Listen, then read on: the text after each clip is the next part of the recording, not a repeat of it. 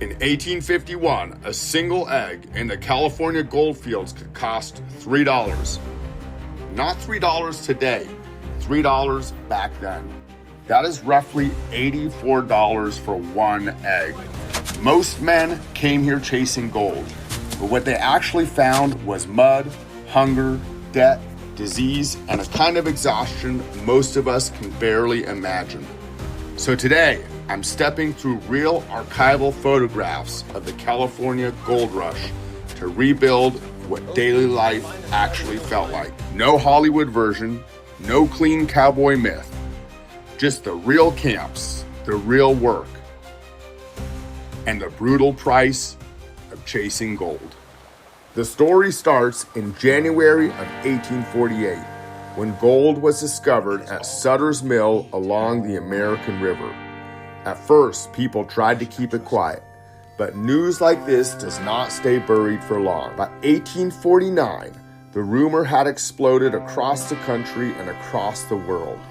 Men left farms, shops, ships, families, and jobs because they believed one thing. Somewhere in California, their fortune was sitting in a riverbed waiting to be picked up. San Francisco changed almost overnight. Sailors abandoned ships. Workers walked off jobs. Merchants, laborers, farmers, and young men from all over the world started moving inland toward the Sierra foothills. But here is the part people forget. Most of these men did not arrive rich. They arrived tired, dirty, broke, and desperate. Many had already spent everything they had just getting to California. Some came by the ship around Cape Horn, a voyage that could take months. Others crossed the continent overland, dragging wagons through heat, dust, disease, and exhaustion. By the time they finally reached the gold fields, the dream had already cost them almost everything, and now they had to survive. Imagine arriving in the mining camps after all that. You are hungry, you are filthy, your boots are worn through, and now you realize the first cruel truth of the gold rush. Gold might be in the rivers, but food is not. There is no normal grocery stores out here, no easy supply chain. Everything has to be hauled in by ship, wagon, mule, or pack animal. And because every miner needs the same supplies, prices go completely insane. A gold pan that used to cost a few cents could suddenly cost several dollars. A shovel could cost more than a man made in days. And the food prices were even worse. In some California gold rush camps, a single egg could cost $3. Not $3 today, $3 in 1851 money. California state parks estimate that is about $84 for one egg.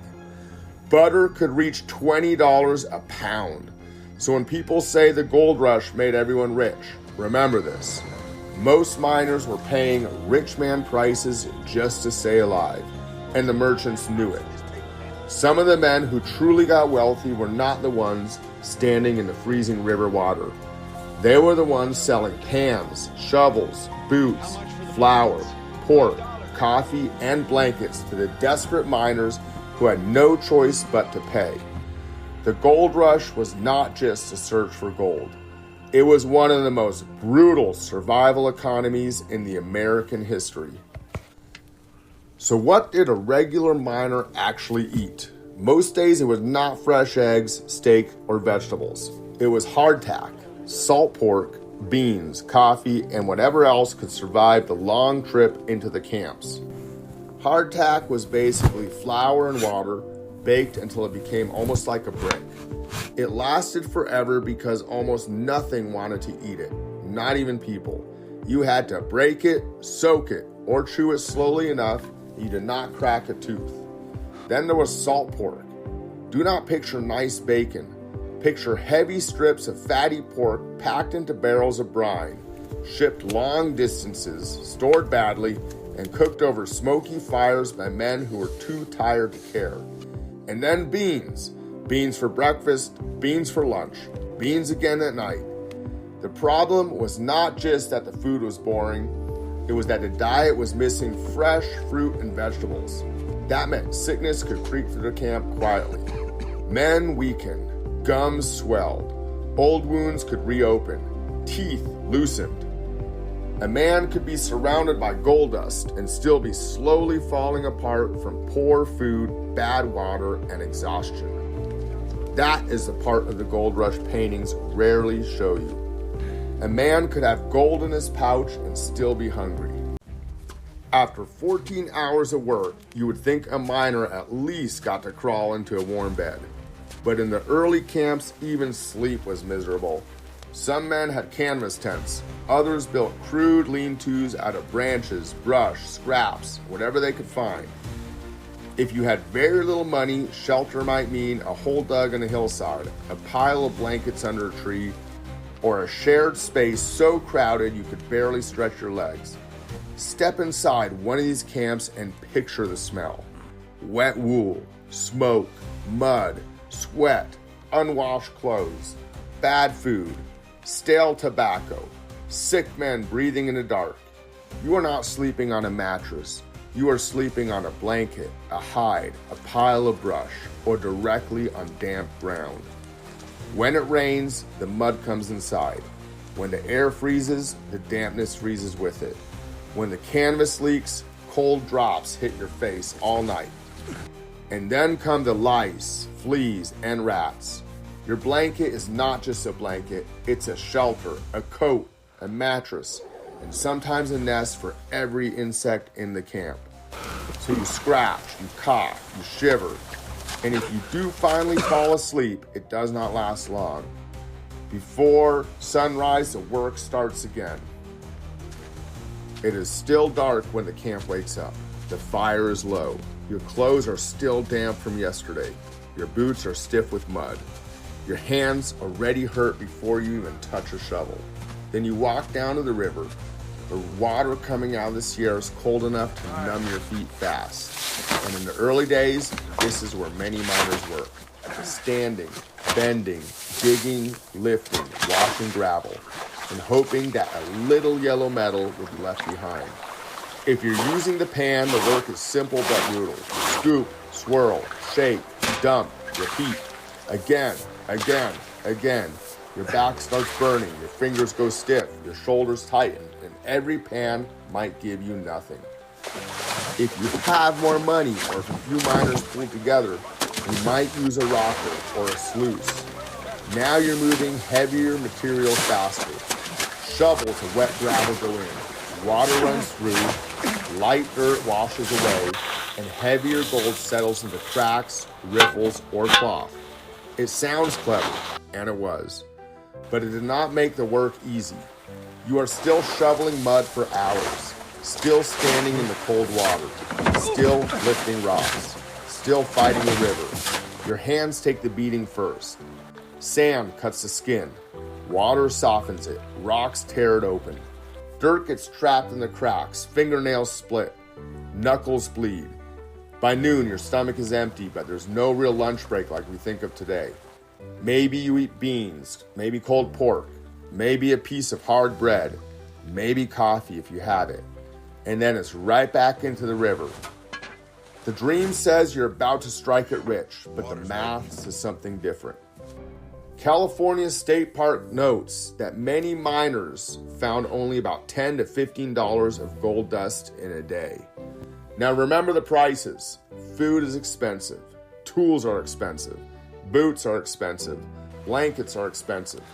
So after a day of destroying your body, you might not be getting ahead at all. You might just be buying one more day in the camp. Bye-bye. And this is where the gold rush becomes more complicated than the legend. The camps were not filled with one type of person. They were filled with Americans from the East, Californians, Mexicans, Chileans, Chinese immigrants, Europeans, native people, merchants, cooks, gamblers, laborers, and men who had no idea what they were doing. Some came with mining experience, many did not. Some were honest, some were not. Some camps built rough systems of rules to protect claims. Others became dangerous fast. If a man found a good spot, others might try to take it. Claim jumping, theft, gambling, drinking, fights, and loneliness were all part of camp life. But there was also community. Men shared tools. They cooked together. They watched each other's claims. They helped bury the dead. They wrote letters home pretending things were better than they were, because no one wanted to admit they had crossed a continent for a dream that was slipping through their fingers. And that might be the most human part of the whole story. Not just the greed, the embarrassment, the homesickness, the fear that you had risked everything and there might be nothing waiting for you at the bottom of the pan. I'm a litter. In the beginning, some men really did find gold near the surface. Just like the paper says. This is why the story spread so fast. But easy gold does not last. By the early 1850s, many of the rich surface deposits had already been worked over. A simple version of the dream, one man, one pan, one fortune, started to fade. Now it took more equipment, more labor, more water, more money, and more organization. The lone prospector did not disappear overnight, but the gold rush began changing. Mining became less like a personal adventure and more like an industry. Groups of men built longer sluices. Companies invested in deeper mines. Stamp mills crushed ore, and eventually hydraulic mining turned entire hillsides into mining ground. The gold rush did not end in one dramatic moment, it transformed. The dream of instant fortune slowly became a machine. Hydraulic mining was one of the most destructive phases of the gold rush story. Instead of one man with a pan, companies used powerful water cannons called monitors to blast hillsides apart. The water tore through gravel banks and ancient riverbeds, washing massive amounts of sediment downhill. To mining companies, this was progress. To the farmers downstream, it was disaster. The debris choked rivers, it filled channels, it buried farmland. It helped cause flooding. It changed the landscape on a scale the early miners could barely have imagined. And this was important. The legal and environmental fight came later than the first rush. The famous North Bloomfield case began in the 1880s, when farmers pushed back against the damage caused by hydraulic mining.